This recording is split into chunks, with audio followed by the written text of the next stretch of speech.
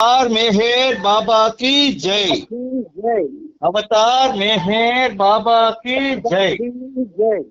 అంటే వచ్చిందా అరుణ అంటే Beloved God, help us all to love you more and more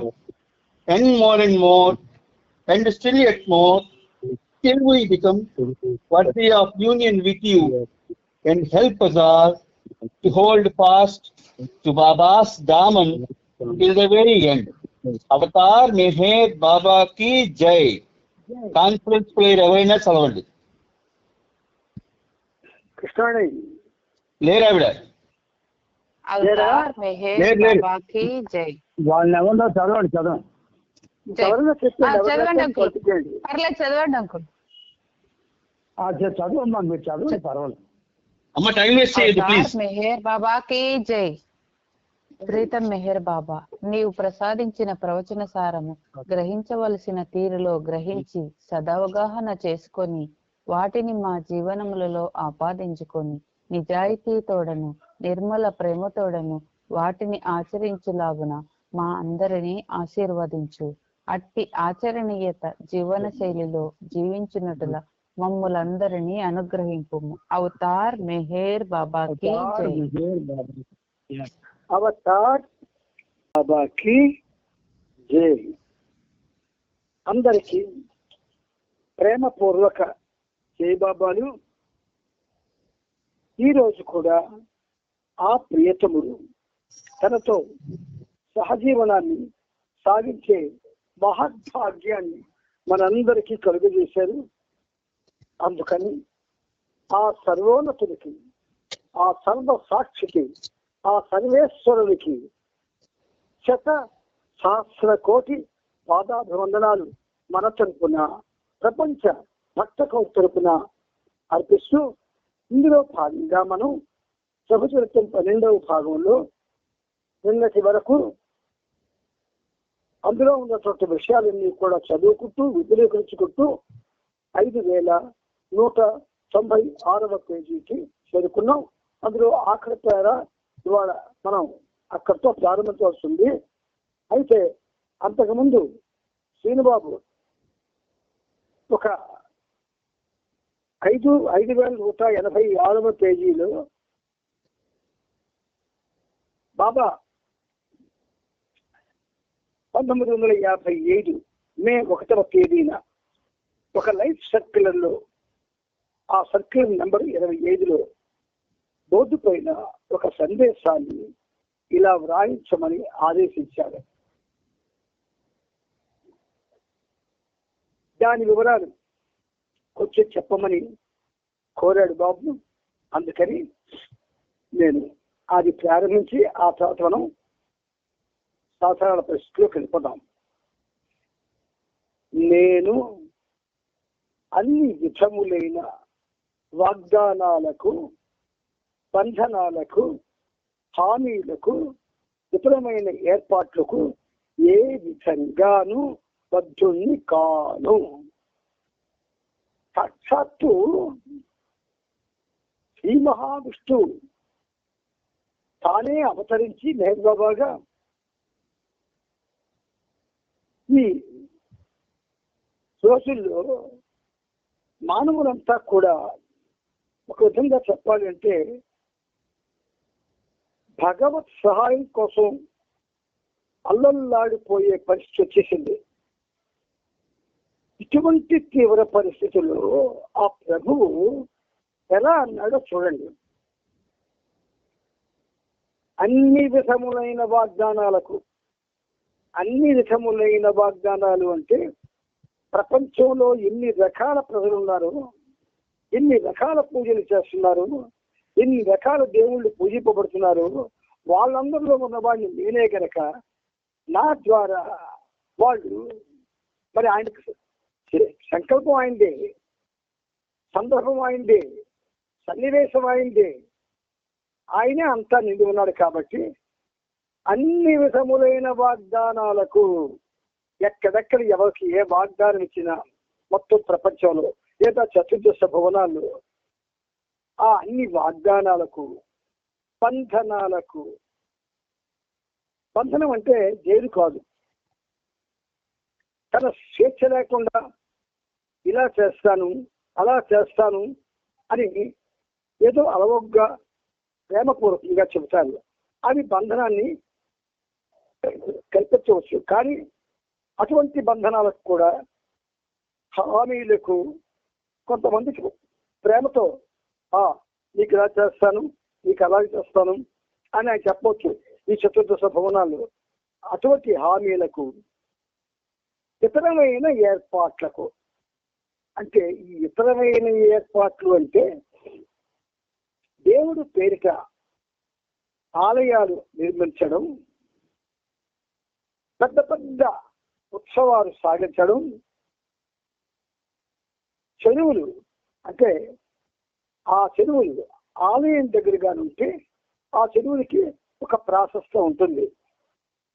అటువంటి చెరువులు తగ్గించడం, ఇలా రకరకాలైన హామీలు ఇస్తాడు ఆయన.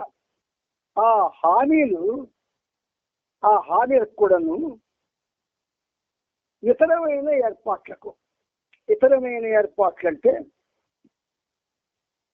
ఈ ఇతరమైన ఏర్పాట్లు అటు దేవతలకు ఇటు మానవులకు కూడా ఆయన చేస్తుంటాడు. ఎందుకని దేవతల్లో ఎవరైతే ప్రధాన పాత్రలు పోషిస్తున్నారో వాళ్ళందరికీ కూడా కొన్ని హామీలు ఆయన ఇవ్వకపోతే చేయలేదు. అది అటువంటి వాటికి కూడా ఏ విధంగానూ బద్ధుల్ని కాను. సర్వస్వతంత్రుడిని. ఉన్నది ఆయన ఒక్కడే కదండి. ఆయనకి ఎవరు ఒక విధంగా బంధించగలరు? అంచేత అన్నిటికీ ఆయన అన్ని విషయాల్లో అన్ని విధాలుగా సర్వస్వతంత్రుడిని అని చెప్పడంలో ఒక్క విషయం మాత్రం మనం గుర్తుంచుకోవాలి. ఇక్కడ పిలిస్తే పలికేటటువంటి ఆ స్వామి ఇలా అన్నాడు అంటే మనందరం ఆయన ఎటువంటి ఇరకాటంలో పెడుతున్నా ఒకసారి ఊహించుకోవాలా. ప్రపంచ మానవులంతా కూడా భగవంతుని అనుక్షణం కూడా ఇరకాటంలో పెడుతున్నారు. అందుచేత ఎవరు ఏ సమయంలోనూ ఏ కారణం చేతను ఎటువంటి భౌతిక లేక ఆధ్యాత్మిక ప్రయోజనాన్ని నా నుండి కోరరాదు. మరిక మనకెవడున్నాడు నాథుడు? ఆయన ఈ 4 ఏళ్ళలో నేనేమి చెయ్యను, సర్వస్వతంత్రుణ్ణి అని చెప్తే మనకెవడున్నాడు నాథుడు? ప్రపంచంలో ఉన్నటువంటి దేవాలయాలు ఎన్ని మూర్తులు అయితే ఉన్నారో అన్ని మూర్తులకి ఈయన ముమ్మూర్తి, సర్వోన్నతుడిని అన్నాడు ఆయన. మరి ఆయనే అలా అంటే మరి దిక్కెవరు? ఎవరు మనకు రక్షిస్తారు? మరి నా నుండి ఏది భౌతికమైంది కానీ ఆధ్యాత్మిక ప్రయోజనం కూడా కోరొద్దు అన్నాడు. ఆయన కోరొద్దు అని అంటే ఒకవేళ ఎవరైనా నేను కోరుతాను ఆయన ఏది చేస్తాడు అనుకుంటే చాలా ప్రమాదం జరగవచ్చు. మంచిగా బదులు చెడ్డ జరగవచ్చు. కాబట్టి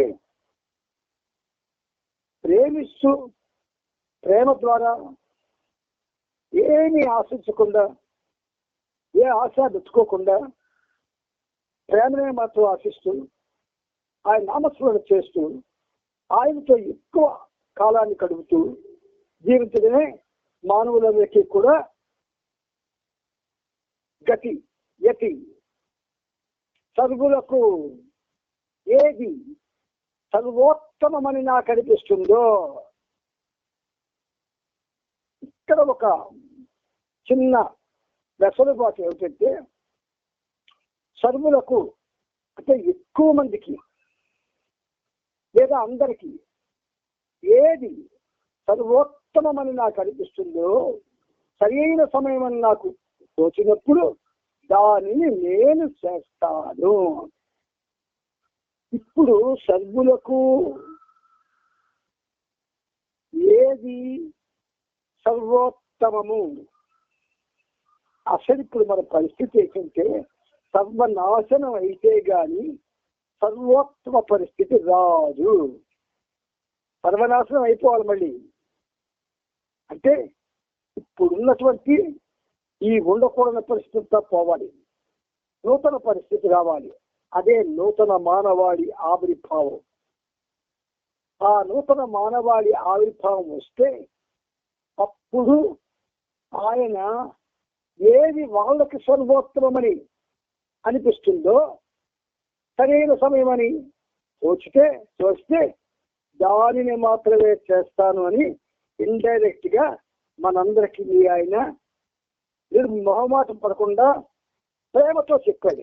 చెప్పడం మాత్రం ప్రేమతోనే చెప్పాడు. ఎందుకంటే లవ్ పర్సానిఫైడ్, ప్రేమే మూర్తి భవించింది కాబట్టి ప్రేమతోనే చెప్తుంది. ఇప్పుడు మనందరం ఏం చేయాలా?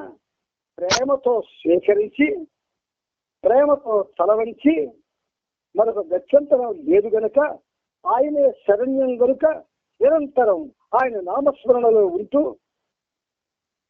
రోజు కంటే రోజు ఎక్కువ కాలం నామస్మరణలో ఉండాలి. అది సర్వోత్తమము. మనం చేసే పనుల్లో సర్వోత్తమం ఏదంటే రోజు కంటే రోజు, అది బాబా స్టెప్ బై స్టెప్ కూడా చెప్పాడు ఆయన. ఈ రోజు 5 నిమిషాలు చేయి, రేపు 5 నిమిషాలు తెచ్చుకో.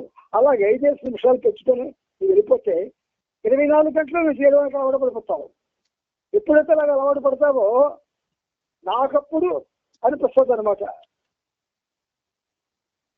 ఆ పరిస్థితి ఇప్పుడున్న ఈ మానవాడికి అవదు, కాదు, రాదు, లేదు. ఏమిటండి మీరు త్రికాల జ్ఞానం నాకు చెప్పేస్తున్నారంటారా? ఇంతే మన పరిస్థితి. మనం దేవుణ్ణి కోరుకోవడం లేదు. దేవుడి చుట్టూ ఏదైతే జరుగుతున్నాయో అది మనకి కావాలి. దేవుని పేరిట ఏవేమి సాగుతున్నాయో అది కావాలి. దేవుడు అక్కడే మనకి అంతే, మనకు జరగదు. ఇది మనకు సంబంధించిన మెసేజ్ కాదు. అందుచేత నేను మిమ్మల్ని ఎన్కరేజ్ చేయలేను. చేత స్పష్టంగా అర్థమైపోతుంది మనకే ఆయన తనుక ఉద్దేశం. అందువల్ల నాన్న శ్రీను ముందుకెళ్ళి జయబాబా. అందరికీ మరొక చిన్న విజ్ఞప్తి అండి. ఇంత అద్భుతమైనటువంటి విషయాలు మాట్లాడుతుండగా ఇన్ని అద్భుతమైన మన త్వరగా డిసిప్లిన్ అందరికి తెలిసిపోతుంది అనమాట. ఎందుకంటే ఇది ఎంతమంది వింటున్నారు అనేటువంటిది మనం ఇప్పుడు అవగాహన. సహవాస్ నిర్వహించే విషయాన్ని గురించి చర్చించేందుకు సెప్టెంబర్ 16వ తేదీన జాల్ విల్లా బంగ్లాలో సమావేశం ఏర్పాటు చేశారు. దీనికోసం ఆది సీనియర్, సరోష్, పాద్రి, మెహర్జీ, నారిమన్లను పిలిపించి చర్చ ప్రారంభించారు.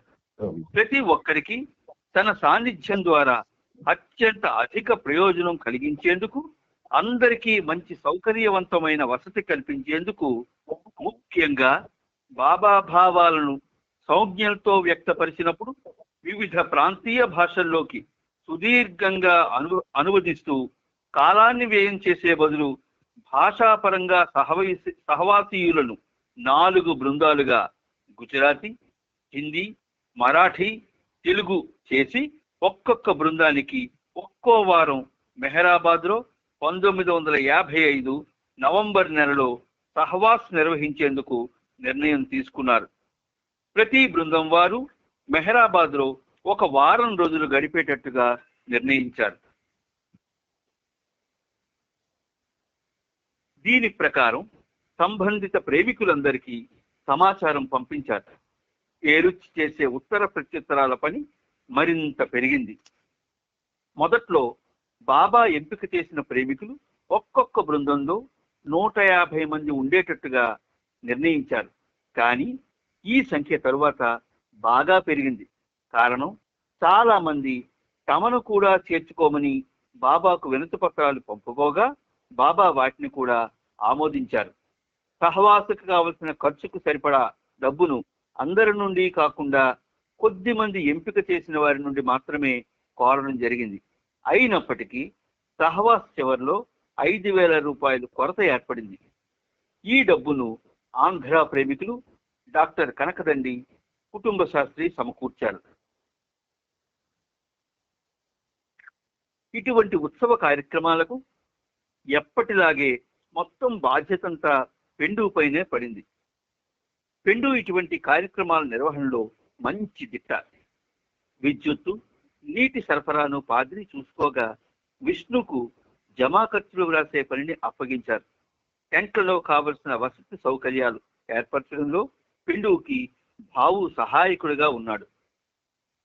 సహవాస్ ఏర్పాట్ల కోసం నిర్ణీత సమయానికి చాలా ముందే పెండు సతారా నుండి బయలుదేరి వెళ్లి మెహరాబాద్లో పనులు ప్రారంభించాడు. ఈ సమయంలో సతారాలో ఉన్న వారితో ఉత్తర ప్రత్యుత్తరాల ప్రక్రియ కూడా బాగా పెరిగి ఆది సీనియర్ కార్యాలయం పనుల ఒత్తిడి కారణంగా ముమ్మరంగా తయారైంది. ఆగస్టు నుండి దత్తు మెహందర్గ్ ఆది సీనియర్ వద్ద పనిచేయడం మానివేశాడు. అతని స్థానంలో ఫెర్రం వర్కింగ్ బాక్సావాలా పనిచేస్తున్నాడు. ఫెర్రం మెహరాబాద్లో 4 ఏళ్ల నుండి ఉంటున్నాడు. నవజీవనం ప్రారంభంలో ఇతనిని అక్బర్ ప్రెస్కి అంటే అహ్మద్ నగర్లో ఉంది ప్రెస్కి పంపించారు.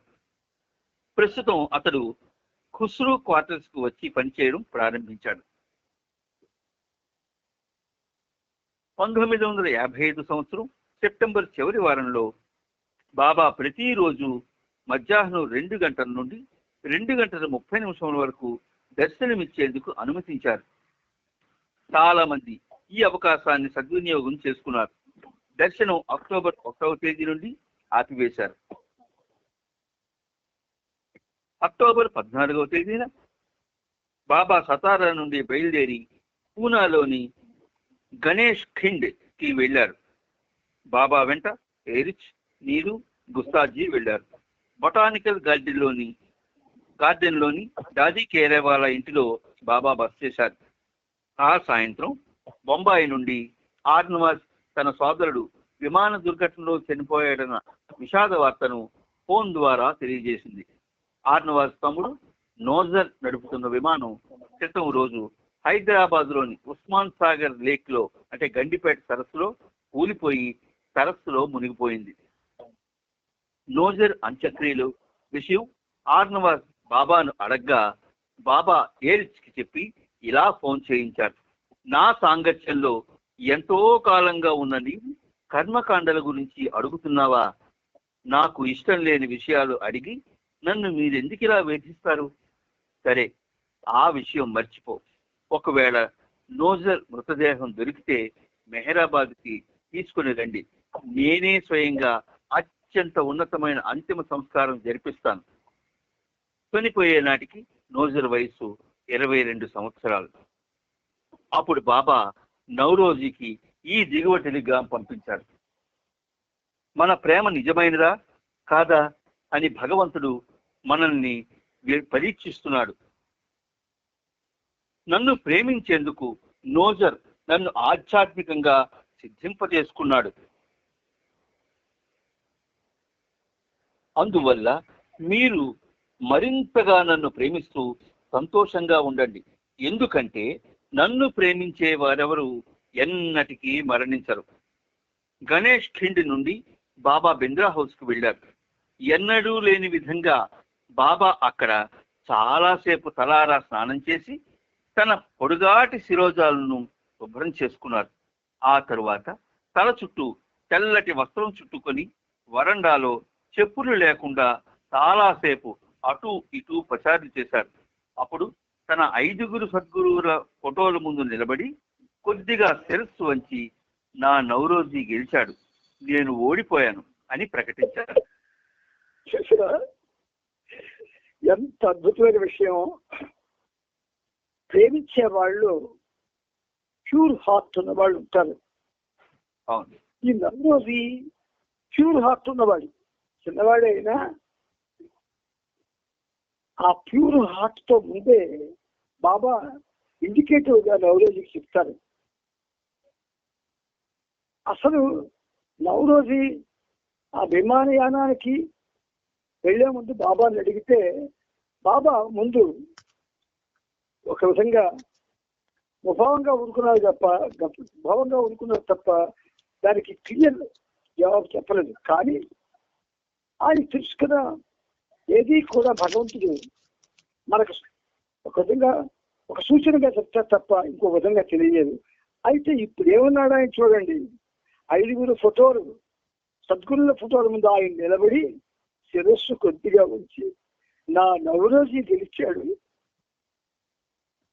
నేను ఓడిపోయేది కష్టించేస్తూ ఉంది. ఆయన ప్రేమిస్తే అంత ప్రాధాన్యత ఇస్తున్నాడు మెహర్ బాబా. కేవలం ప్రేమిస్తే మనకి ఎందుకండి, మనకి ప్రపంచంలో అందరికీ ఎందుకు ఇలా ప్రపంచంలో వాటి కోసం ఊరిక ఇదైపోతారు, గింజుకుంటారు, నాకు అర్థం కాదు. ప్రేమించినంత మాత్రం చేత నేను ఓడిపోయాను, నవరోజీ గెలిచాడు అని ఈ ప్రపంచాన్ని మహాతంగా తెలియజేశాడు ప్రభు. అటువంటి పరిస్థితికి మనం ఎందుకు రాకూడదని ఎవరు ఎందుకు అనుకోరో నాకు అర్థం కాదు.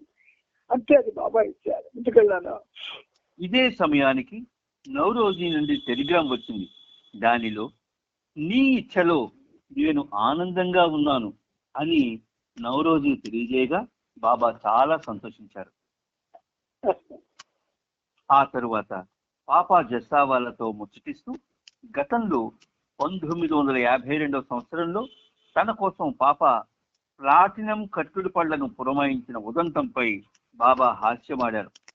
సుమారు సంవత్సర కాలంలో నా సన్నిహితులు మరో 5 తూర్పు పశ్చిమ దేశాల్లో కలిపి తమ శరీరాన్ని విడుస్తారు. అందులో 2 నాకు మరింత సన్నిహితులు అంటూ పాపాతో వ్యాఖ్యానించారు. ఇక బింద్రా హౌస్ నుండి మెహరాజాద్ బయలుదేరారు. బాబాతో పాటు రోషన్ సాదా ప్రయాణం చేసింది.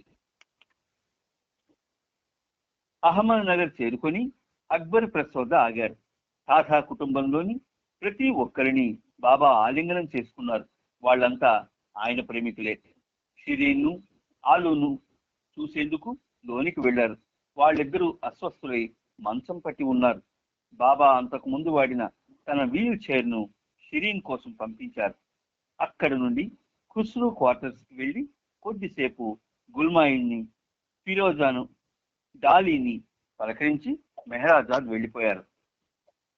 నారిమన్, ఆర్మాస్, నవరోజీ, దాదా ఛాంజీ వీరందరూ జిమ్ మిస్త్రీతో పాటు నోజర్ అంత్యక్రియల కోసం అహ్మద్ నగర్ వచ్చారు. అక్టోబర్ 16 ఆదివారం నాడు బాబా వాడను మెహరాజాద్ పిలిపించారు.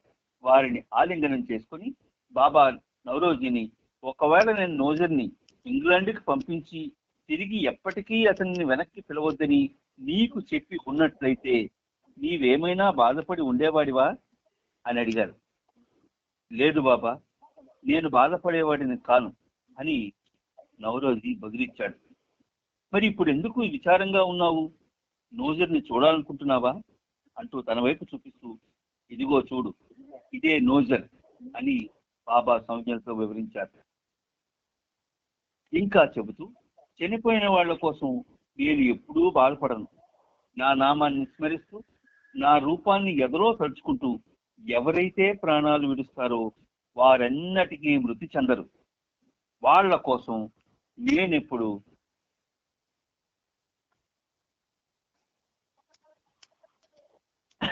నేనెప్పుడూ చింతించను. ఎందుకంటే నన్ను విడిచి వాళ్ళెక్కడికి వెళ్ళరు. వారికి అది ఎటువంటి నష్టమూ కాదు. నేను ఒకవేళ చింతించానంటే మరణం ద్వారా ఎవరైతే నా నుండి దూరంగా విడిపోయేందుకు అవకాశం కలుగు చేసుకుంటారో అటువంటి వాళ్ళ కోసమే చింతిస్తాను. అలా జరగడం నిజంగా వాళ్లకు ఎంతో నష్టదాయకం. అనవసరంగా ఎందుకు బాధపడతారు? చనిపోయిన నా వాళ్ళు నాలోనే జీవిస్తూ ఉంటారు. ఆ విషయం మిమ్మల్ని సంతోషపెట్టాలి. నోజర్ పొందుతున్న ఆనందంలో పాలు పంచుకొని మీరెందుకు సంబరపడరు? మీరు ప్రేమిస్తున్నట్లుగా ప్రేమిస్తూ ఏకైకుణ్ణి నేనేనన్న విషయం గ్రహించి నోజర్ నాలో ఆనందిస్తున్నాడని తెలుసుకొని మీరు సంతోషంగా ఉండండి. ఇదంతా తెలిసి కూడా మీరు దుఃఖించారంటే అది మీరు మీకోసం ఏడుస్తున్నట్లే కానీ వేరే ఏమీ కాదు. అంటే ఈ రోజున ఈ స్వార్థ ప్రయోజనం కోసం అన్నమాట. నన్ను తమ ఎదలో నిలుపుకొని నా నామాన్ని పెదవులతో పలుకుతూ శరీరాన్ని విడిచిన వారెంతటి అదృష్టవంతులో మీకు తెలియదు అంటూ విషయాన్ని బాబా వాళ్లకు స్పష్టపరిచారు. ఇందులో కూడా చాలా చక్కటి విషయం ఉంది, కొంచెం వివరిస్తే బాగుంటుంది. ఏ బాబా, ఇది కూడా చాలా చక్కటి సమాచారం, ఇది విషయం, ఇది ఒకసారి ఇంకొంచెం విపులంగా చెప్తే బాగుంటుంది. అలాగే కొంచెం నవరోజు విషయం కాకపోతే గుర్తు కొంచెం గద్గదం అయిపోయింది. సరే, చనిపోయిన వాళ్ళ కోసం నేను ఎప్పుడూ బాధపడినాను. నా నామాన్ని స్మరిస్తూ నా రూపాన్ని ఎదలో తలుచుకుంటూ ఎవరైతే ప్రాణాలు విడుస్తారో వారెన్నటికీ మృతి చెందరు. ఇది ఒక విధంగా ఎంత ప్రేమతో ఆయన బాబా ప్రేమికులందరికీ చెప్పారో చూడండి.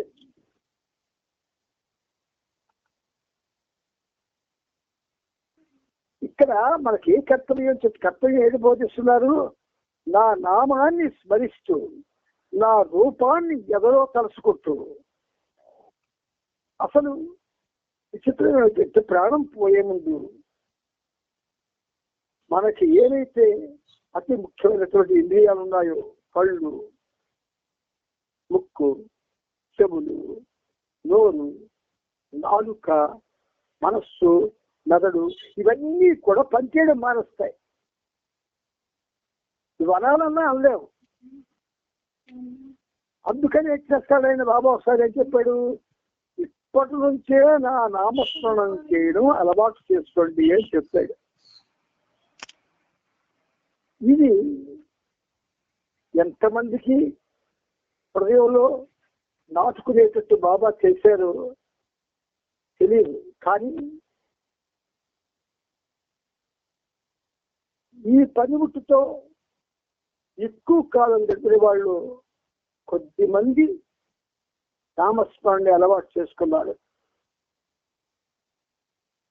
ఆ రూపాన్ని తదేకంగా అనుక్షణం చూడడానికి ప్రయత్నం చేస్తూనే ఉన్నారు. ఇది 100కి 100 నిజం. అంటే ఈ పనిముట్లో ఏమీ లేదు. ఈ పనిముట్టిని ఆయన వాడుకుంటున్నాడు కనుక. అంటే చిన్నప్పుడు బాబా కృష్ణావతారంలో చిన్నపిల్లడిగా ఉన్నప్పుడు ఆ బృందావనంలో పిల్లి కర్ర పట్టుకొని ఊరేవాడు. ఊతే అందరూ ఆయన చుట్టూ చేరేవాడు. ఆ చేరిన వాళ్ళంతా అదృష్టవంతులే. కేవలం మురళీనాథం అన్నంత మాత్రం చేత వాళ్ళు అదృష్టవంతులైతే సాక్షాత్తు ఆ మహావిష్ణువే మెహర్బాబాగా వచ్చి మనకు చెప్తూ ఉంటే మనం వింటున్నామంటే మనకంట అదృష్టవంతులు మరెవ్వరూ ఉండదు. దేవతలకు కూడా మనం అదృష్టానికి నోచుకోదు. అందుచేత నామాన్ని స్మరిస్తూ రూపాన్ని తలుచుకుంటూ ఎవరైతే ప్రాణాలు విడుస్తారో వారు మృతి చెందరు, అంటే ఆయనలో జీవిస్తారు అని అర్థం. ఇక వాళ్ళ కోసం నేను ఎప్పుడు చింతించనంటారు ఆయన. ఎందుకు చింతించాలి ఆయన? ఆయనకి నచ్చింది ఆ మురళిని బొడ్లోనే జరుపుకుంటే ఆయన మురళిని వెతుక్కుంటాడేమిటి, లేక తలుచుకుంటాడేమిటి? అందువల్ల దానికి కారణం చెప్తున్నాడు. ఎందుకంటే నన్ను విడిచి వాళ్ళు ఎక్కడికి వెళ్ళరు. ఇక్కడ మనం తెలుసుకోవాల్సింది సున్నితమైన విషయం. జన్మనిచ్చిన తల్లిదండ్రులనే నిర్లక్ష్యం చేసే బిడ్డలు ఉన్నటువంటి ఈ రోజుల్లో వాళ్ళకి నాకు అర్థం కావు. వాళ్ళు బాబాల వస్తే కావచ్చు, లేదా పెద్ద పెద్ద అధికారులు అయితే కావచ్చు, పెద్ద పెద్ద ఉద్యోగాలు చేస్తే అవచ్చు, లేదా ఆస్తి పోస్టులు ఉండొచ్చు. కానీ తల్లిదండ్రుల ఈ ప్రేమని అర్థం చేసుకోలేని వాళ్ళు మెహర్ బాబా ప్రేమని అర్థం చేసుకోవడం అసలు అసలు అవదు, జరగని పని అది. అందుచేత ఇక్కడ మనం బాబా అంటే మనకు బాబాయే. బాబా అంటే అందరి బాబా లాంటి వాడని కొంతమందికి ఉంది. ఈయన బాబాలందరూ ఒకడని. బాబా అంటే బాబా కాదు, సాక్షాత్తు శ్రీమన్నారాయణమూర్తి. ఇన్నిసార్లు మీకు ఎందుకు చెప్పిస్తున్నాడంటే ఆ విషయం సుస్థాపితం కావాలి మీ యొక్క హృదయాల్లో. సరే, ఒకవేళ నేను చింతించానంటే మరణం ద్వారా ఎవరైతే నా నుండి దూరంగా విడిపోయేందుకు అవకాశం కలుగు చేసుకుంటారో అటువంటి వాళ్ళ కోసమే చింతిస్తాను. అది మరణం ద్వారా ఎవరైతే నా నుండి దూరంగా విడిచిపోయేందుకు అవకాశం కలుగు చేసుకుంటారో అంటే ఒక కుటుంబంలో ఒక 6 ఉంటారు. తల్లిదండ్రులు తెప్పిస్తే 4 పిల్లలు ఉంటారు. ఆ 4 పిల్లల్లో 2 తల్లిదండ్రులు కూడా భర్తకి బాగా ఇష్టపడవచ్చు, భార్యకి ఇష్టపడకపోవచ్చు. భార్యకి ఇష్టపడవచ్చు, భర్తకి ఇష్టపడకపోవచ్చు. 4 పిల్లల్లో ఒక్కరికే ఇష్టపడవచ్చు, మిగతా 3కి ఇష్టపడకపోవచ్చు.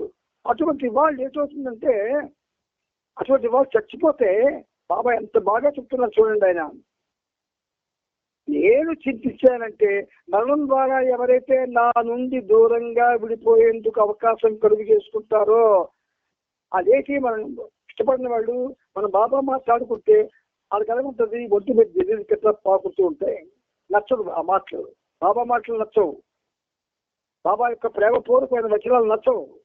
కానీ నచ్చుతున్నట్టుగా నటిస్తారు సహవాసుల్లో. నేను అందరూ చూశాను. ఇప్పటిది కాదు కదా నా అనుభవం. బాబా ఉన్నప్పటి నుంచి ఉంది నాకు ఈ అనుభవం సహవాసుల్లో. అందుచేత అనమాట అటువంటి వాళ్ళ కోసమే చింతిస్తారు ఆయన. ఇక అలా జరగడం నిజంగా వాళ్ళకు ఎంతో నష్టదాయకం. అందుకు చింతిస్తారు. ఇక అనవసరంగా ఎందుకు బాధపడతారు మనకంటున్నారు మొత్తం యావత్ ప్రపంచ ప్రధానికారికి. అనవసరంగా ఎందుకు బాధపడతారు? చనిపోయిన నా వాళ్ళు నాలోనే జీవిస్తూ ఉంటారు. చనిపోయిన నా వాళ్ళు అంటే ఎవరో ముందు మీద చెప్పారు ఆయన. నన్నే నా నామాన్ని స్మరిస్తూ నా రూపాన్ని ఎదురే తెలుసుకుంటూ ఎవరైతే ప్రాణాలు విడుస్తారో వాళ్ళు ఆయన వాళ్ళు. చనిపోయిన నా వాళ్ళు నాలోనే జీవిస్తూ ఉంటారు. అలాంటి వాళ్ళు అందరూ కాదు. ఒకవేళ మనల్ని మనం కల్పిస్తే నవ్వుకున్నా మనం కాము. ఆ విషయం మిమ్మల్ని సంతోషపెట్టాలి. నోదర్ పొందుతున్న ఆనందంలో పాలు పంచుకొని మీరెందుకు సంబరపడరు అంటే, నాలో నోదన ఉంటున్నప్పుడు మీరు ఎందుకు అలాగా పెద్ద నష్టంలాగా భావిస్తారు? చాలా ఉన్నత పరిస్థితి కదా. బాబా అటువంటి అవకాశం ఇచ్చారు నోదనకి. మీరు ప్రేమిస్తున్నట్లుగా ప్రేమిస్తూ ఏకైకుని నేనేనన్న విషయం సంబరపడి ఎందుకు నేనేనన్న విషయం గ్రహించి నోదన నాలో ఆనందిస్తున్నారని తెలుసుకొని మీరు సంతోషంగా ఉండండి. ఎవరైనా సరేనమ్మా, ఎవరు శాశ్వతం అనుకోనే ఒక్కొక్క విధంగా మనం చాలా అహంకారంగా ప్రవర్తిస్తూ అహంకారం మాటలతో మాట్లాడుతూ దేవుడిని కూడా చాలా చిన్న చూపు చూస్తూ దేవుడు మాటలు కూడా విలువ లేకుండా చూస్తూ ఉన్నవాళ్ళు చాలా మంది ఉన్నారు ప్రపంచంలో. 100కి ఒక్కడే ఉంటాడు, మిగతా వాళ్ళంతా వింద సరిగ్గా. వాళ్ళకి ఆనందం కావాలి. ఇప్పుడు ఈ సందర్భంలో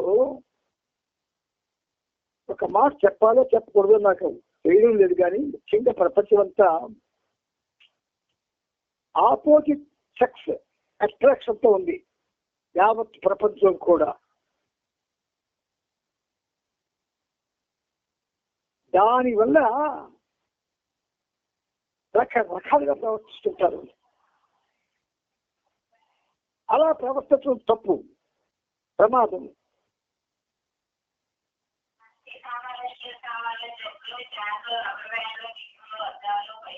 అందుచేత ఇదంతా తెలిసి కూడా మీరు దుఃఖించారంటే అది మీరు మీకోసం ఏడుస్తున్నట్టే కానీ వేరే ఏమీ కాదు. అంటే ఆ రోదన మీ స్వార్థ ప్రయోజనం కోసం అన్నమాట. చూశారు ఎంత మాట్లాడారు బాబా. మన బాబా ప్రేమికులం కావండి. బాబా చుట్టూ ఏదైతే ఉన్నదో దాని ప్రేమికులు మనం. అర్థం చేసుకొని మీకు అర్థమైపోతుంది. నన్ను తమ ఎదలో నిలుపుకొని నా నామాన్ని పెదవులతో పలుకుతూ శరీరాన్ని విడిచిన వారంతటి అదృష్టవంతులు మీకు తెలియదు అంటూ విషయాన్ని బాబా వాళ్లకు స్పష్టపరిచారు. నాన్న ముందుకెళ్ళి హార్న్ వాదించేస్తూ, బాబా నీ తుది శ్వాస విడిచే సమయంలో నన్ను స్మరించు అని చెప్పారు.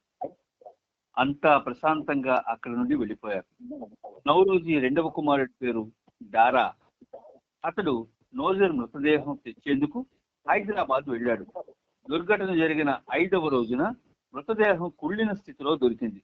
మృతదేహానికి సికింద్రాబాద్ లో సైనిక వందనం గావించి అక్కడే ఖననం పూడ్చిపెట్టడం చేశారు. ఎటువంటి మత కర్మకాండలు చేయలేదు. బాబాకు విషయం తెలియజేయగా బాబా అక్టోబర్ 18న సాయంత్రం 4 గంటలకు టెలిగ్రామ్ ద్వారా ఇలా చెప్పారు: భౌతికంగా నేను నోజర్ వంటి ఒక రత్నాన్ని పోగొట్టుకున్నాను. అతడు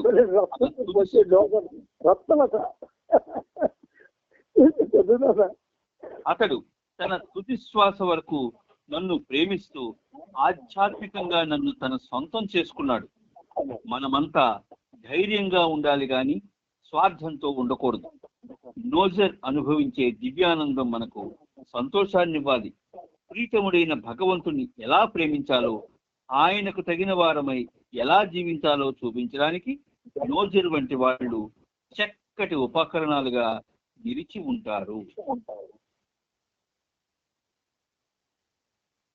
కమ్ము బాబా అనే గొప్ప సాధు పొంగవుడు బొంబాయిలో ఉంటున్నాడు.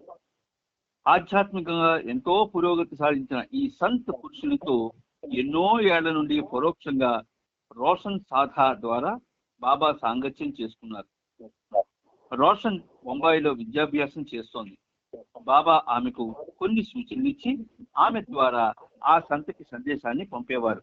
ఆ సంత్ కూడా సమాధానాన్ని డిక్టేట్ చేసి పంపేవారు. బాబా ఒకసారి రోషన్ సోదరి ధూన్ ఆ సాధు వద్దకు పంపించారు. మెహర్జీ ఆమెను తన కారులో పూనా నుండి బొంబాయి తీసుకువచ్చాడు. బాబా ఆదేశించినట్టుగానే ధూన్ కమ్ము బాబా మెడలో పూలమాలను వేసింది. దానిని తీసి కమ్ము బాబా తిరిగి ఆమెకే ఇచ్చి మెహర్ బాబా మెడలో వేయమని చెప్పాడు.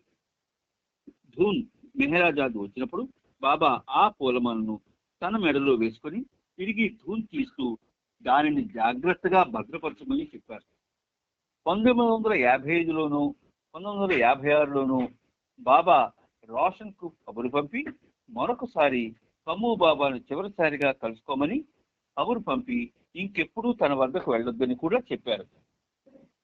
కమ్ము బాబా భారతదేశంలో ఉన్న తన ప్రియమైన 7 సంత పురుషుల్లో ఒకడని బాబా తరచూ చెప్తున్నా బాబా మాత్రం అతనితో భౌతికంగా ఎప్పుడూ కలవలేదు.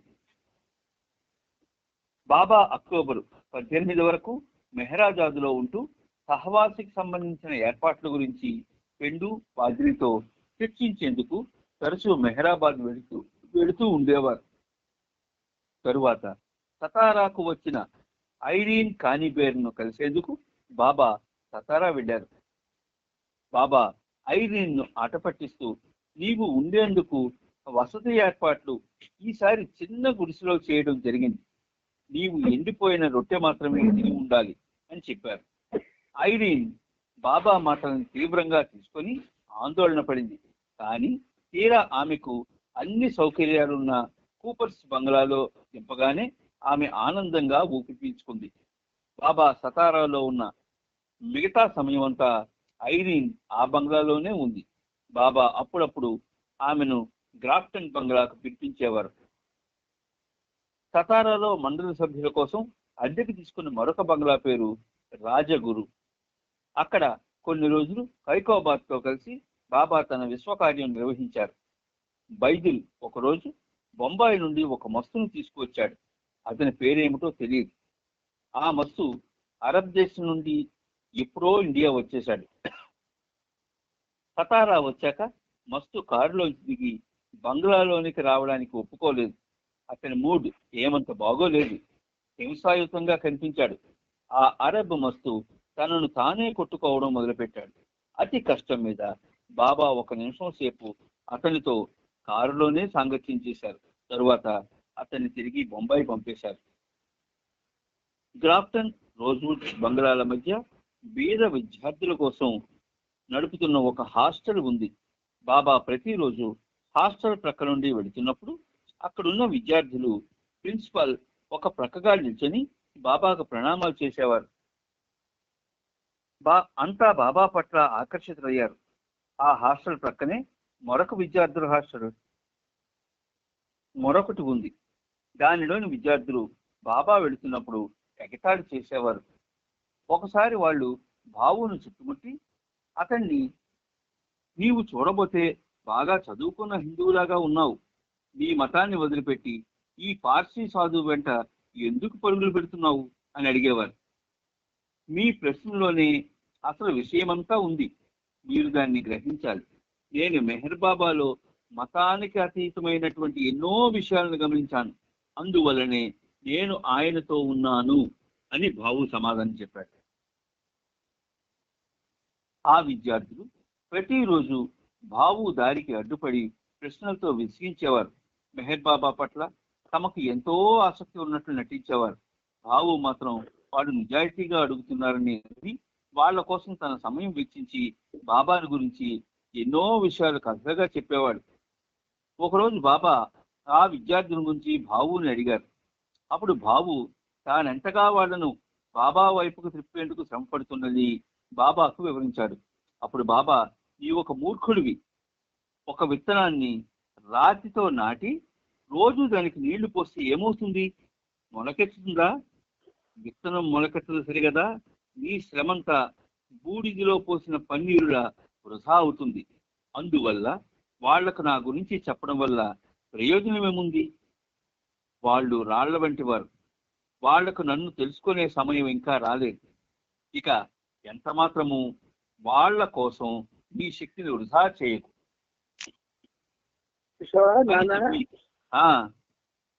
ఇక్కడ మనకి ఎటువంటి ఇండికేట్ చేశారు ఆయన, ఒక విషయం స్పష్టంగా చెప్తున్నారు బాబా. ఏమిటా విషయం? రాళ్ల వంటి మనస్సులు ఉన్నటువంటి మనుషులు ఉంటారు. ఆ రాళ్ల వంటి మనుషులు ఎలా ఉంటారంటే బయటికి చక్కగా మంచి డ్రెస్ వేసుకొని మంచి మంచి అందంగా ఉంటారు, కానీ వాళ్ళ హృదయాలు పాషాణాలు. రాళ్ళు వంటి వారు కొంతమంది ఉంటారు. వాళ్లకు నన్ను తెలుసుకునే సమయం రాలేదు అంటారు బాబా. మనం మెహర్ బాబా ప్రేమికుల్లోనే అటువంటి రాళ్ళు ఉన్నాయి. ఇది ప్రేమతో మీ అందరికీ చెప్తున్నాను. ఎందుకంటే ఎదురుగుండా భగవంతుడు నిలబడితే పూజారి వైపు చూస్తే మరి అటువంటి వైపు భగవంతుడు ఉంటాడా? కాబట్టి ఇక ఎంత మాత్రము వాళ్ళ కోసం నువ్వు శక్తిని వృధా చేయద్దంటే, ఇప్పుడు బాబాలో చేస్తున్నారు. విలేజెస్ లోని దూరంగా అక్కడక్కడ కార్యక్రమాలు పెడుతున్నారు. ఆ రోజు పెట్టొస్తున్నారు, వాళ్ళు ఆ రోజు మర్చిపోతారు. మళ్ళీ నెలలు కలిసి మళ్ళీ ఏడు పెడుతున్నారు. అప్పుడు అది ఆ పరిస్థితి. ఇంతకీ ఎందుకు పెడుతున్నారండి అంటే, వాళ్ళు బాబాను తెలుసుకోవాలని కాదు, వీళ్ళు అనేక గ్రామాల్లో కార్యక్రమాలు నిర్వహిస్తున్నారని వీళ్ళ గొప్పతనం బయటికి వెళ్ళాలని.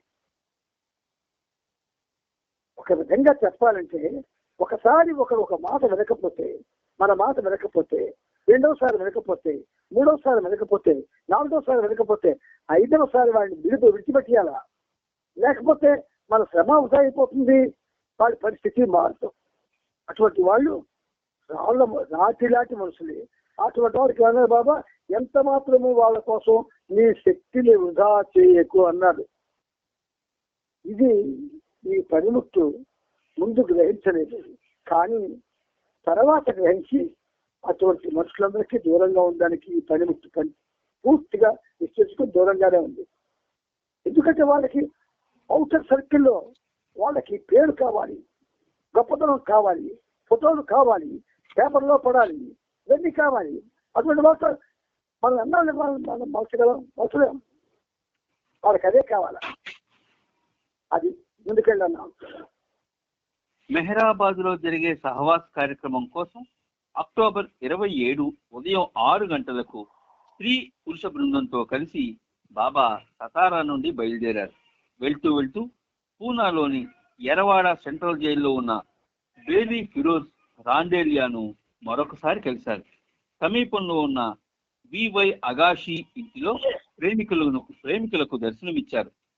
జైల్లో ఉన్న రాండేలియాను మొదటిసారి బాబా కలిసిన తర్వాత అతడు తన ప్రవర్తనను సరిదిద్దుకొని చక్కటి మార్పు తెచ్చుకొని జైలు అధికారుల సానుభూతిని, గౌరవాన్ని సంపాదించుకున్నాడు. కానీ కొన్నేళ్ల తరువాత బాబాను తిరిగి చూడాలన్న తీవ్రమైన తపనకు లోనయ్యాడు. బాబా తరచుగా పూనా వస్తుండడంతో బాబా విడిది చేసిన చోటుకి వెళ్లి దర్శనం చేసుకునేందుకు తనకు అనుమతిని ప్రసాదించమని జైలు అధికారులకు విజ్ఞప్తి చేయసాగాడు. అతని వినతిని అధికారులు తిరస్కరించడంతో రాండేలియాలో బాబాను చూడాలనే తపన మరింత పెరిగింది. దాంతో జైలు వార్డెన్ను, ఇతర ఉద్యోగులను తిట్టడం మొదలుపెట్టి వాళ్ళు అక్రమాలకు పాల్పడుతున్నారని ఆరోపిస్తూ విమర్శించేవాడు. ఇదే సమయంలో నౌసర్వాన్ సాథా ఏదో పని మీద జైలుకు రావడం జరిగింది. జైలు అధికారులు సాథాకు విషయం వివరించి రాండేలియాను సరిగ్గా ప్రవర్తించేలా అతనికి సలహా ఇచ్చి తమకు సహాయపడమని అడిగారు. రాండేలియా తపనలోని నిజాయితీని గమనించి సాథా ముగ్ధులయ్యాడు. అందువల్ల మరొక మారు జైలును సందర్శించేటట్లు బాబాను ఆహ్వానించమని జైలు అధికారులకు సాథా సలహా ఇచ్చాడు. వారి కోరికను మన్నించి బాబా ప్రస్తుతం జైలును సందర్శించారు. ఆ సెంట్రల్ జైలు ప్రింటింగ్ ప్రెస్ లో అగాషి అనే వ్యక్తి ఉద్యోగిగా పనిచేస్తున్నాడు. జైలుకి ఎదురుగా ఉన్న సాఫ్ట్ క్వార్టర్స్ లోని ఒక క్వార్టర్ లో అగాషి ఉంటున్నాడు. మెహర్ బాబాను అగాషి కలవక ముందు చాలా కాలం నుండి సాయిబాబాను ఆరాధించేవాడు. జైలుకు ముందు వైపు రోడ్డు పైన యూనిఫామ్ ధరించిన పోలీసులు లైన్లో నిల్చున్నారు. అగాషి ఇంటి ముందు చిన్న షామియానా వేశారు. ఆ షామియానాలో ఒకవైపున అగాషి 2 సోఫాలు వేయించాడు. ఒక సోఫా పైన సాయిబాబా పెద్ద ఫోటో ఉంచాడు. రెండో సోఫా బాబా వచ్చి కూర్చునేందుకు ఖాళీ ఉంచాడు. బాబాను దర్శించుకునేందుకు జనం గుంపుగా చేరి అగాషి ఇంటి ముందు బాబా కోసం వేచి చూస్తున్నారు. బాబాను స్వాగతించేందుకు జైలు అధికారులు ప్రత్యేకమైన ఏర్పాట్లు చేశారు. జైలు ప్రధాన ద్వారం చెంత ఉన్న ఆఫీసులోకి రాండేలియాను తీసుకొచ్చారు.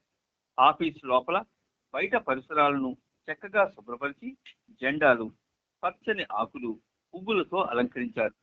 జైలు అధికారులు, స్టాఫ్ బాబాను భక్తి ప్రపత్తులతో ఆహ్వానించి అంతా ప్రభువును దర్శించుకున్నారు. అప్పుడు ఖైదీగా ఉన్న రాండేలియాను బాబా కలిసి ఆలింగనమిచ్చి ఆశీర్వదించారు.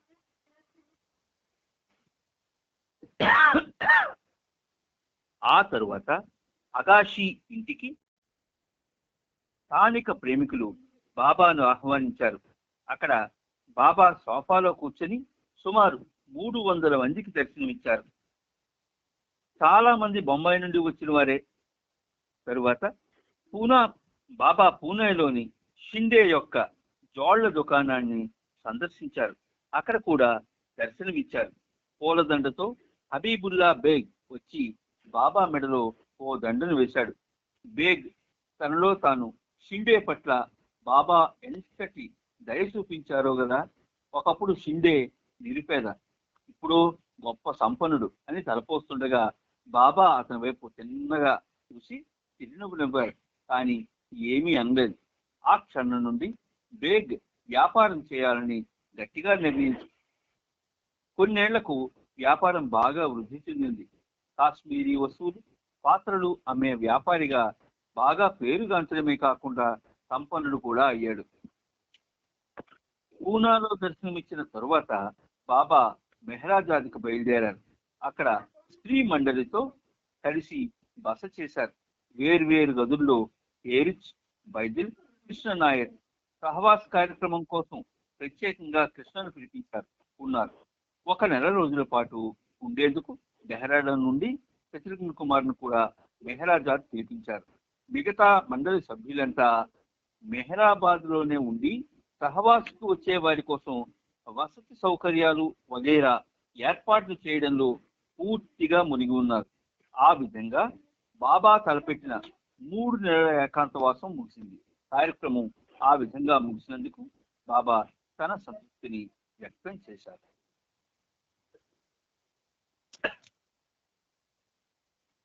తరువాత చాప్టర్ 5205 పేజీలో 1955 మెహరాబాద్ సహవాస్లో అక్కడ బాబా చూడండి, నవంబర్ 1955లో పుస్తకం ఉన్నవాడు చూడొచ్చు ఎంత అద్భుతంగా ఉందో ఫోటో. మెహరాబాద్ లో భాషా ప్రాతిపదికన మొదటిసారిగా నిర్వహించబోయే సహవాస్ కార్యక్రమం కోసం చేసే సన్నాహాలు పూర్తి కావచ్చాయి. 1955 అక్టోబర్ 28 నుండి 31వ తేదీ వరకు బాబా ప్రతిరోజు మెహరాజాద్ నుండి మెహరాబాద్ వచ్చేవారు. సహవాస్ లో పాల్గొనేందుకు వచ్చే 4 భాషల వారి గురించి నిద్రించేందుకు వీలుగా టెంట్లు ఏర్పాటు చేశారు. సమావేశాల కోసం మరొక టెంట్ను విడిగా ఏర్పాటు చేశారు. వచ్చిన వాళ్ళు టీ, అల్పాహారం, మధ్యాహ్న భోజనం, రాత్రి భోజనం చేయడానికి వీలుగా ప్రత్యేకంగా పందిరి వేసి టేబిళ్లు, కుర్చీలు అమర్చారు. వంట ఏర్పాట్ల బాధ్యతను ఛగన్కు, సహద్ర బుజేకు అప్పగించారు. వీరికి సహాయంగా నానాఖేర్, బాలనాటు, డాక్టర్ కనకదండి, రంగోలే, ధీరజ్ పర్మార్, వినూ ఖరాస్, ఆది దుబాష్, కోహియార్, సతారావాలా పనిచేయాలి. వీళ్లకు తోడుగా అదనపు సహాయాన్ని అందించేందుకు ఆరంగాం గ్రామం నుండి కొంతమంది పనివాళ్లను కూలీలుగా నియమించారు. ఏర్పాట్ల విషయం విండు ప్రత్యేక శ్రద్ధ చూపించేవాడు. ముఖ్యంగా సహవాస్కు వచ్చేవారి ఆహారపు ఏర్పాట్లపై ఎక్కువ దృష్టి పెట్టాడు. అహ్మద్ నగర్ రైల్వే స్టేషన్ నుండి మెహరాబాద్కు ఉచిత ట్రాన్స్పోర్ట్ సౌకర్యాన్ని కూడా ఏర్పాటు చేశారు. జమా ఖర్చులు విష్ణు, బాలనాటు చూసుకోవాలి. ప్రేమికుల బస, తిండి, పరిసరాల శుభ్రత ఆవు చూడాలి.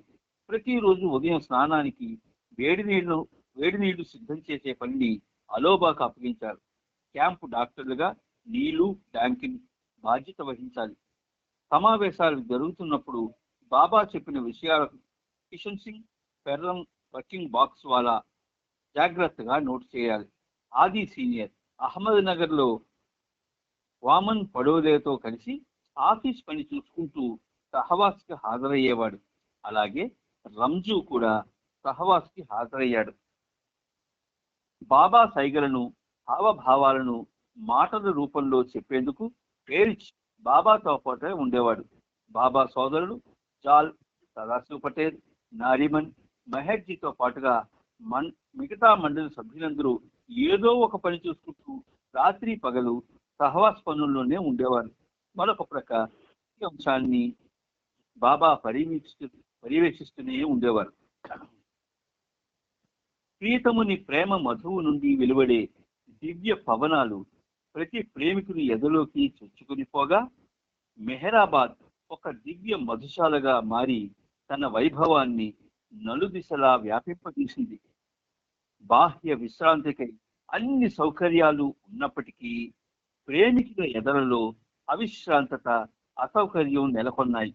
ఇది కేవలం ప్రేమ మార్గంలో పయనించే బాటసారులు మాత్రమే అనుభవిస్తారు సుమా. ఇది కొంచెం వివరించండి. ప్రేమ బతు అన్నది బాబా అంటే ఆ మహావిష్ణువు బాబాగా అవతరించి ఈ భూమి మీదకి వచ్చి తన యొక్క ఏ స్పిరిచువల్ మిషన్ అయితే ఉందో దాన్ని స్టార్ట్ చేసిన తర్వాతే ప్రేమ మధు అనేటటువంటి విషయం చాలా మందికి పరిచయం అయింది. అయితే ప్రేమ మధు అనేది ఆయన ఒక విధంగా ప్రేమతో చెప్పినటువంటి, ప్రేమతో రిలీజ్ చేసినట్టు ఒక వర్డ్ అది. అయితే అది మధువే, ప్రేమ మధువే. అయితే దాని నుంచి ఎక్కడైనా యాప్కారీ షాప్స్ ఉంటాయి అనుకోండి, అంటే సారా కొట్లు, అక్కడి నుంచి కనుక మనం నడుచుకెళ్ళినా సరే ఆ వాసన తగులుతూ ఉంటుంది. ఇది సామాన్యమైన భౌతికమైనటువంటి వాసనలు. కానీ దీనికంటే చాలా గొప్పది పోక దగ్గరికి కావు. ఇదైతే ఈ మధువు నుండి వచ్చే, ప్రేమ మధువు నుండి వచ్చే దివ్య పవనాలు. ఆవాసంలో కూడా మనకి దివ్య పవనాలు వీస్తూ ఉంటాయి. మెహరాబాద్ లో ఇంకా ఉధృతంగా దివ్య పవనాలు ఉంటాయి. అక్కడ దివ్య పవనాలు వీస్తుంటాయి అన్న విషయంలో కూడా ఎవ్వరి యొక్క మనసులో కానీ లేదా ఎవరి యొక్క హృదయంలో కానీ ఉండదు. ఎందుచేత అక్కడ కూడా మనకి దురదృష్టం ఏంటంటే భౌతికమైన మాటలు, భౌతికమైనటువంటి పరిస్థితులు ఉంటాయి. కాబట్టి ఈ పవనాలు ఎక్కడికి వెళ్తాయి, వాటి కనుక మార్గం ఏంటంట, ప్రతి ప్రేమికుని ఎగలోకి చొచ్చుకొని పోతాయట. ప్రేమికుని ఎగలోకి ఎవడైతే ప్రేమని ప్రేమించి ప్రేమ మధువు కోసం నిరంతరం కూడా తప్పించిపోతూ బాబా నామస్మరణ చేస్తుంటాడో వాడి ఎదలోకి చొచ్చుకొని పోతాయట.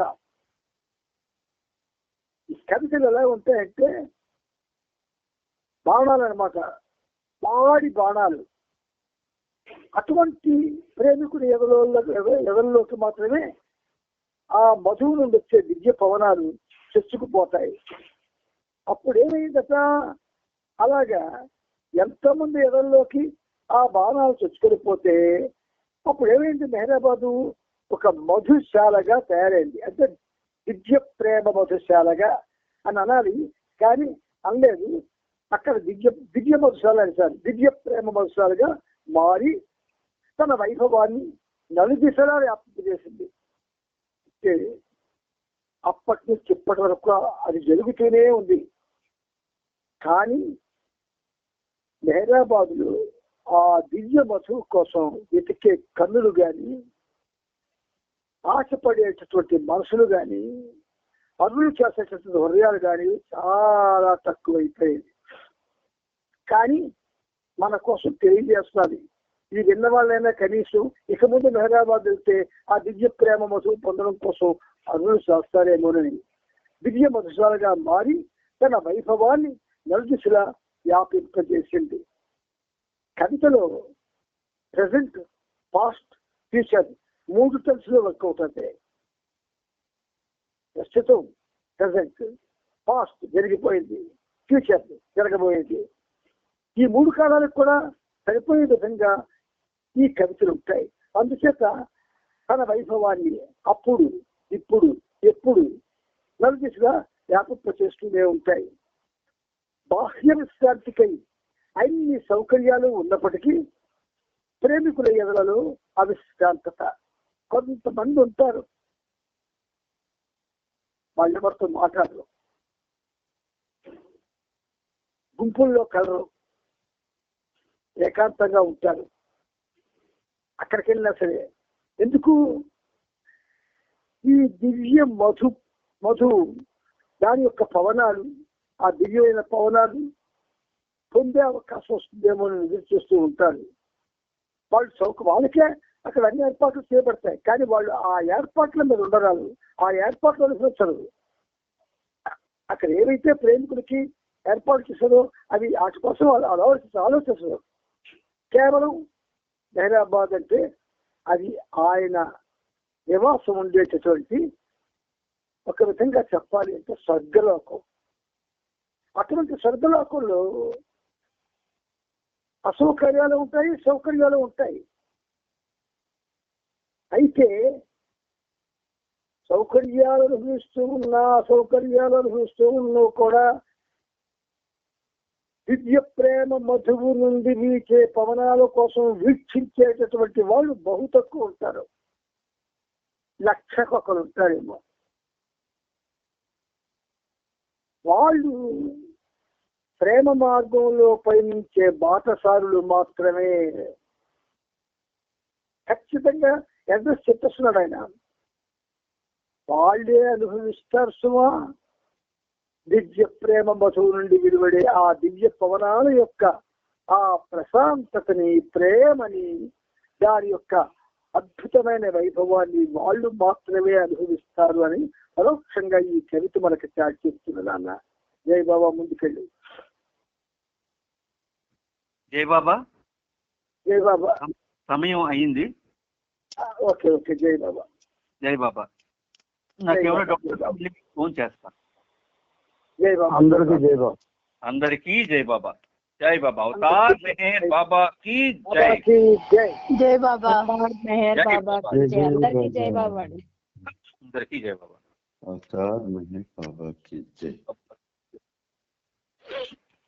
జై బాబా అండి. అందరికీ జై బాబా. జై బాబా. జై బాబా.